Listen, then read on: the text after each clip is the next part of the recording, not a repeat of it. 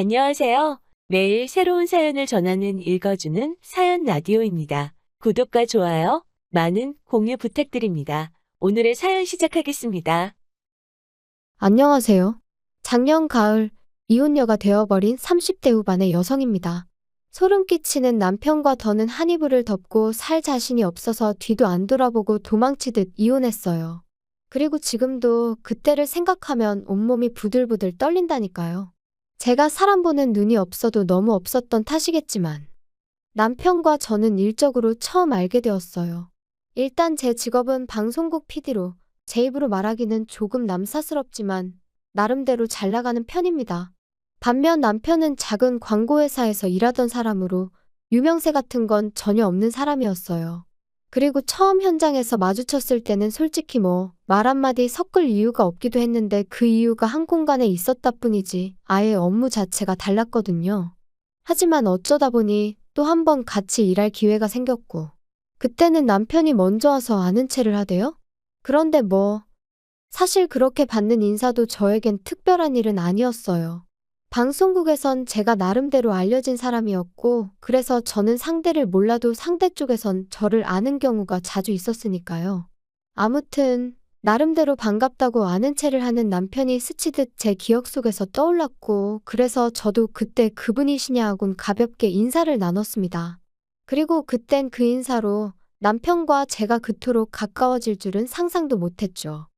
몇 번의 가벼운 대화가 오갔던 어느 날 남편은 자기도 언젠가 저처럼 방송국에서 일하고 싶다며 저더러 자기한테 조언 같은 걸 좀 해줄 수 없겠냐 하더라고요.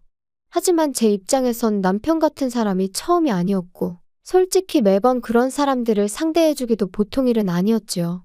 그래서 처음엔 최대한 돌려서 거절을 했습니다. 그래도 혹시나 제가 자기를 무시했다거나 그런 쓸데없는 오해는 사고 싶지 않았으니 무척 조심스러웠고요. 그런데 어째서인지 남편은 조금도 포기하는 기색을 보이지 않는 거예요. 그렇다고 저를 귀찮게 한 것은 아니지만 아무튼 그런 남편의 당돌한 모습에 저도 뭐랄까 한마디로 호기심이 생겼죠. 잊고 지내던 제 열정을 남편에게서 발견한 것 같은 기분도 들었고 그래서 결국 2달 만에 사적인 만남을 갖게 되었고요. 시작까지 시간이 좀 걸렸을 뿐 저희의 관계는 급속도로 발전해 나가기 시작했습니다. 남편은 매사 의욕이 넘치는 사람이었고 저는 그런 남편의 적극적인 태도가 나이를 떠나 배울 만한 점이라고 생각했어요. 참고로 남편은 저보다 3살이 어렸지만 연애할 때만 하더라도 나이와 상관없이 참으로 어른스럽다는 생각을 몇 번이나 하게 만들더군요. 그래서 남편이 결혼하자며 프로포즈를 해왔을 때도 제가 믿고 존경할 수 있는 남편이 되어줄 거라 믿었죠. 그래서 큰 고민 없이 하겠다 했고요. 그런데 솔직히 시댁에서 반대를 할 줄은 몰랐습니다. 시부모님께서는 제가 홀어머니와 단둘이 산다는 점, 그리고 당신들 아들보다 나이가 많다는 게 마음에 들지 않는다며 대놓고 심지어 저를 문전박대하셨죠. 전 솔직히 홀어머니와 둘이 사는 게 왜 제 흠인 거며 제 나이 또한 문제라고 생각하지 않았어요. 아버지가 돌아가셨으니 홀어머니와 단둘이 사는 건 당연한 거 아닌가요? 그러면 저희 어머니가 재혼이라도 하셨어야 한다는 건지. 그리고 나이 차이도 남자가 몇 살이고 많은 건 별 문제가 되지 않는 세상인데 제가 겨우 3살 많다는 이유로 양심이 있네 없네 소리까지 들어야 한다는 게 너무 자존심도 상하고 모욕적이더라고요. 그래서 남편에게 헤어지자 했습니다. 이런 소리까지 들어가면서 당신이랑 결혼하고 싶지 않다면서 말이죠. 그런데 남편이 자기는 저 없이는 안 된다며 자기는 이 세상에 미련 없다. 솔직히 돌이켜 생각해보면 웃기지도 않는 소리인데 가볍게 무시해버렸으면 될 것을 매정하게 뿌리치질 못했어요. 그리고 무엇보다 남편이 자기만 믿고 따라오라는데 그 말이 왜 그렇게 눈물이 나던지. 그래서 결국 시댁과 반년 정도 부딪힌 끝에 부부의 연을 맺을 수 있었습니다. 결혼할 때 남편은 사회생활을 시작한 지 몇 년 되지 않아 모아둔 돈이 많이 없었어요. 그리고 시댁에서는 반대하는 결혼을 강행하는 저희한테는 한 푼도 보태줄 수 없다시대요. 그래서 결국 남편은 3천만 원을 가지고 온 게 전부였지요. 반면에 저는 제가 모아둔 돈도 넉넉했고 어머니가 해주신 재산도 꽤 있었습니다.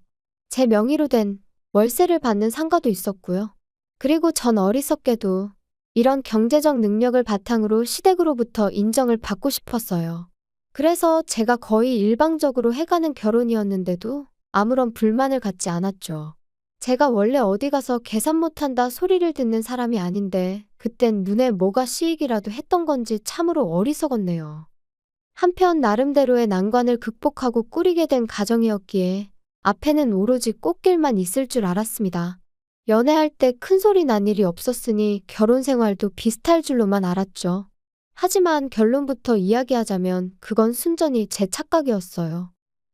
많은 일들이 있었지만 남편이 제 이름을 팔고 다녀서 저를 너무 힘들게 했거든요. 본인인 저마저도 금시초문인 이야기를 흘리고 다녀서 이따금씩 저를 좀 아는 사람들은 너가 정말 그런 말을 했냐며 확인을 해오기도 했는데 그때마다 제가 느꼈던 그 곤혹스러움이란 이루 말을 할 수가 없었네요. 도대체 왜 그래? 왜 내가 하지도 않은 말을 하고 다니는 거야? 사람이 말하다 보면 실수할 수도 있는 거지. 그렇다고 이렇게 화를 낼 건 또 뭐야? 사람들이 자꾸 오해하잖아. 그리고 이 바닥에서 평판이 얼마나 중요한지 몰라? 야, 너 지금 내가 너보다 어리다고 가르치는 거야? 넌 내가 잘 되는 게 싫지? 네 그늘 아래 두려고 그러는 거지? 진짜 짜증난다. 연애할 땐 매사 자신감이 넘치는 사람이라서 이런 식으로 다툼을 하게 될 줄은 몰랐어요. 정말이지 나중엔 말 몇 마디만 나눠도 열이 뻗칠 만큼 화가 날 지경이었죠. 지금 생각해보면 자격지심이라도 있었던 건지 차라리 솔직하게 나 이런저런 일로 힘들다 하고 도움을 구했다면 저는 조금도 주저하지 않고 남편을 도왔을 겁니다. 아무튼 저는 남편의 그런 모습에 하루가 다르게 지쳐갔고 실망할 수밖에 없었죠. 하지만 틀어진 부부 사이에도 불구하고 저는 저 나름대로 남편의 가족들 그러니까 시댁 식구들에게 최선을 다했어요. 비록 고맙다는 말 한마디 제대로 들어본 적은 없었지만 내가 누군가에게 잘하면 그 복이 다시 나에게 돌아온다는 친정어머니의 가르침을 따랐던 거죠. 그런데 세상 사람들 마음이 다 저희 어머니나 저 같지가 않더라고요. 결혼한 지 만으로 2년차가 되던 무렵부터 친정어머니 건강이 조금씩 나빠져가는 듯 했어요. 반면에 저는 일거리가 넘쳐나서 일주일 내내 쉬는 날 하루도 내기가 어려운 상황이었죠. 그래서 남편에게 두세 차례 친정어머니를 모시고 병원에 가달라고 한 적이 있어요. 저도 남편이 바빴을 때 제가 남편을 대신해 시부모님을 모시고 병원을 다닌 적도 있었고 심지어 아버님이 수술을 하셨을 때는 꼬박 이틀을 곁에서 지샌 적도 있었으니 우리 부부 사이가 좋고 나쁜 걸 떠나 그 정도 부탁은 당연히 할 수 있다고 생각했거든요. 그런데 남편의 반응은 정말 차갑기 그지없었습니다. 지금도 잊혀지지 않아요. 내가 왜? 당신 어머니잖아. 요새 여자들은 효도는 셀프로 하는 거 좋아한다던데. 넌 왜 그래? 무슨 말을 그렇게 해? 내가 그동안 시부모님한테 어떻게 했는데? 내가 그러라고 시켰냐? 너 좋아서 한 걸 가지고 왜 나한테 그래? 그러니까 하기 싫으면 하지 마? 그 말 한마디에 오만 정이 다 떨어졌죠. 그래서 딱 그때부터 저도 시댁에 해드리던 모든 지원을 중단했어요. 그리고 그 안에는 경제적인 지원도 포함되어 있었고요. 부부 사이의 생활비도 그 무렵부터 칼같이 계산하기 시작했네요. 더는 남편에게 10원짜리 하나 쓰기도 아까울 만큼 남편이 미웠으니까요. 그리고 이렇게 무의미한 결혼 생활을 계속 이어가야 하나 차라리 지금이라도 헤어지자고 할까? 그런 생각이 들던 무렵 친정어머니께서 쓰러지셨습니다. 병원 말로는 신경성으로 달리 손 써볼 방법도 마땅치 않고 이런 식이라면 어머니가 1년이나 버티실 수 있을지 모르겠다고 했어요. 말 그대로 사형 선고나 다름이 없었죠. 저도 어머니도 몇 날 며칠 서로 말 한마디 쉽게 하지 못하고 눈물만 흘렸습니다. 그리고 상황이 그렇다 보니 이혼이니 뭐 그런 건 생각할 겨를도 없었어요. 남편도 남편대로 그때만큼은 저나 어머니에게 나름대로 신경을 쓰려고 하는 게 보이기도 했고요.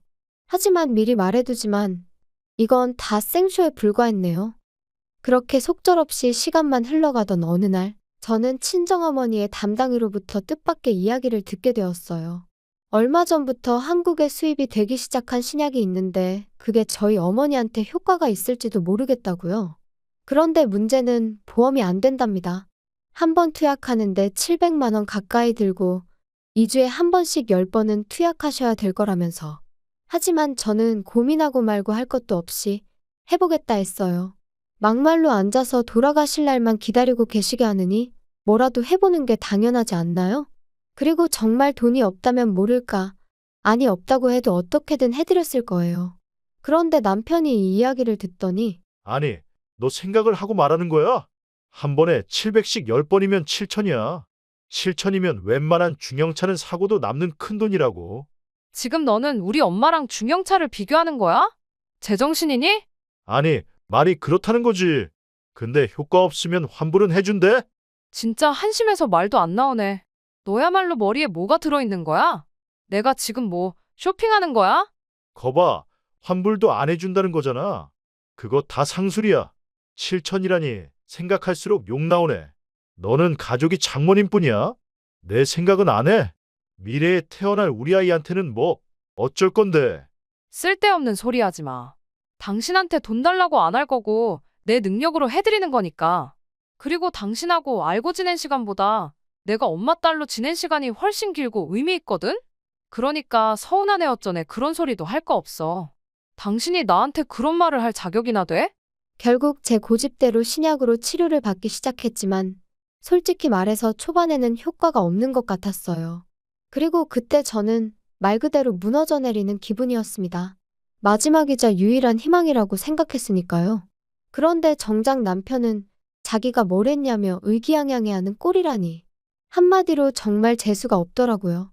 하지만 편찮으신 어머니께선 당신까지 떠나고 나면 제 옆에는 남편 하나 남는다 생각하셨는지 계속해서 저더러 남편에게 잘해주라 하시고 저희 남편한테도 번번이 당신이 미안하다 하셨는데 다시 그때를 떠올리니 가슴에 돌 하나 걸린 듯 속이 불편하고 답답해지네요.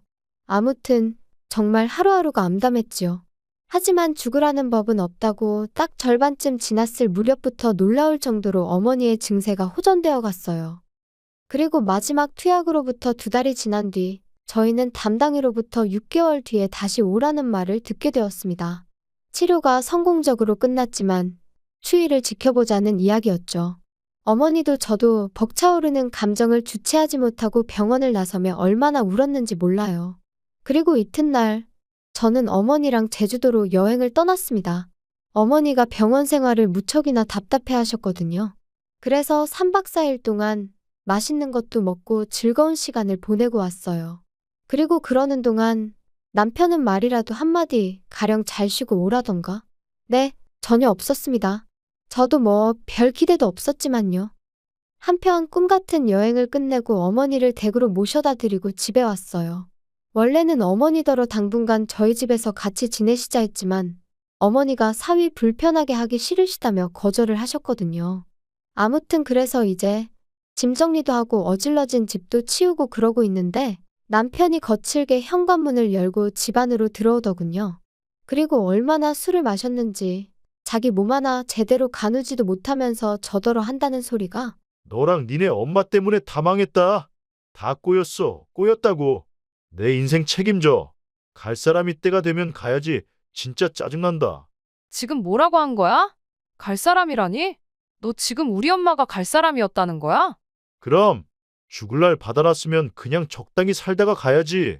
그걸 왜 마음대로 연장을 시키냐고. 모녀가 똑같이 이기적이야. 지들밖에 몰라. 정말이지 온몸에 소름이 쫙 끼치면서 저 인간이 저러다 나한테도 무슨 짓을 할지도 모르겠다는 생각이 들더군요. 그래서 간단한 짐만 챙겨서 술 취한 남편이 잠이 든 틈을 타 도망치듯 집을 나왔습니다. 그리고는 바로 어머니 댁으로 향했어요. 원래는 어머니를 걱정시키긴 싫어서 호텔로 가려고 했는데 그러다 남편이 혼자 계신 어머니한테도 찾아가 패악질을 할지도 모르겠다는 생각에 그럴 수도 없었거든요. 어머니는 어머니대로 방금 헤어진 딸이 얼굴이 사색이 되어서는 돌아왔으니 몹시 놀라신 눈치셨습니다. 그리고 그런 어머니께 저는 그간의 제 결혼 생활부터 시작해서 아무래도 이혼을 해야 할 것 같다더는 같이 못 살겠다는 이야기까지 전부 털어놓았죠. 자꾸만 당신 탓을 하시는 어머니 때문에 가슴이 더 답답해졌던 것도 사실이지만 그래도 결국 제 편은 어머니 한 사람뿐이더라고요. 이튿날부터 저는 변호사를 만나고 이혼을 준비해 나가기 시작했습니다. 그리고 저는 그 과정에서 황당한 몇 가지 사실을 알게 되었어요. 일단 결혼 당시 남편이 모아둔 돈이 없다고 했지만 실은 남편 명의로 작은 오피스텔이 하나 있었다는 거. 그리고 그 오피스텔을 월세로 주면서 거기서 나오는 모든 돈을 시부모님께 드리고 있었다는 걸요. 그리고 또 한 가지. 회사에다가 공공연히 자기는 금방 관둘 거라고 그러고 다녔답니다. 저희 어머니가 돌아가시면 어머니 재산이 유일한 핏줄인 저한테 오게 될 거고, 그러면 저한테 얘기해서 뭐 광고회사를 하나 차릴까 싶다며. 물론 저는 금시초문, 생각조차 해본 적 없던 이야기였어요. 또다시 남편이란 작자에게 소름이 끼치더라니까요. 한편 변호사는 이 모든 게 저에게 유리한 정보라고 했지만 기쁘지만은 않았던 것도 사실이에요. 웬일로 집에 다 들어왔냐? 당신 보고 싶어서 온 거 아니니까 관심 꺼. 그리고 엄밀히 말하면 이 집은 내 집인데 내가 왜 나가 있나 싶더라. 그러니까 오늘부로 당신이 방 빼. 참나, 그게 말이 되냐? 남편을 내쫓는다니 말도 안 된다. 그럼 말이 되고 말고. 너 이제 내 남편 아니야. 나 너랑 이혼할 거거든. 이혼 같은 소리 하네. 나 이혼 못해. 너 때문에 나 개털됐으니까 네가 책임져야지. 아, 신우한테 오피스텔 넘겨줘서? 그러니까 왜 그렇게 경거망동을 했어. 그리고 진짜 입에 담기도 싫지만 우리 엄마가 돌아가시면 그 재산이 내 거지 니 거야? 정말이지 더는 한마디도 너랑 말 섞기 싫으니까 당장 나가. 안 그러면 내일은 사람 불러서 끌어낼 거니까. 이혼이 뭐 그렇게 쉬운 일인 줄 아냐? 내가 나간다 나가? 나야말로 너한테 질릴 대로 질렸어. 여자가 돼서는 독해 빠져가지고. 아무리 그래도 무능한 너보단 내가 낫지. 남편은 저에게 온갖 쌍욕을 퍼부으며 집을 나갔어요.